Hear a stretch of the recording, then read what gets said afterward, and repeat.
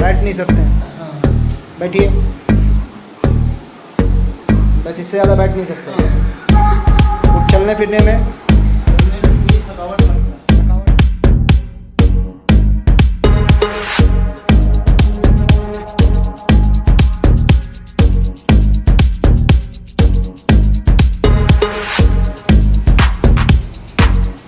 बैठ गए नहीं तो आराम से